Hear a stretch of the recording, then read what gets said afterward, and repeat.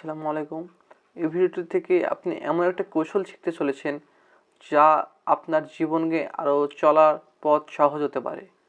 কীভাবে? আমাদের প্রতিনিয়ত বিভিন্ন মানুষের সাথে চলাফেরা করতে হয়। এমন এমন ব্যক্তি আছে যারা আমাদেরকে বিভ্রান্ত করার জন্য আমাদেরকে রাগিয়ে দেয়। আমরা নিজে থেকে এমন কিছু কাজ করে বসি যার দ্বারা আমরা সমালোচিত হয়ে পড়ি। কারণ দোষটা আমার না, দোষটা ওনারও না, দোষটা কৌশলের। কারণ কীভাবে? ধরুন আমার পুরে একটা ব্যক্তি একটা শক্তি প্রয়োগ করলো, সেটা কৌশলগতভাবে। কীভাবে? আমাকে একটা মানুষ ছোট্ট একটা কথা দিয়ে আমাকে রাগিয়ে দিল।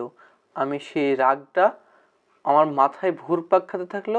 তারপরে আমি এমন কিছু ডিসিশন নিয়ে ফেললাম যার দ্বারা আমি হুট করে একটা ঘটনা ঘটায় ফেললাম। যেটি আমাকে যে কাজ করাতে চেয়েছিল সেটাই আমি করে ফেললাম।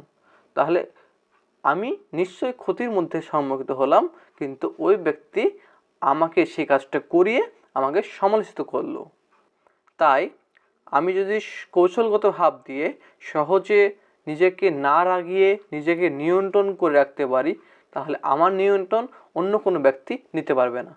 তাই আমার কাজ হবে, বা ছোটোখাটো কাজে বা কোনো মানুষের উটকো ঝামেলাতে আমি নিজেকে না জড়িয়ে, নিজেকে ঝামেলা থেকে মুক্ত রেখে নিজেকে কৌশলগতভাবে নিজেকে সরিয়ে আনা, বা নিজেকে এমন কিছু কাজ করা যা দ্বারা আমি সমালোচিত না হই, বা আমি এমন কিছু ঘটনার প্রেক্ষিতে না পড়ি যা আমার প্রতিদিন বা সামনের ভবিষ্যতে চলমান বিপদ ঘটে নিয়ে আসতে পারে।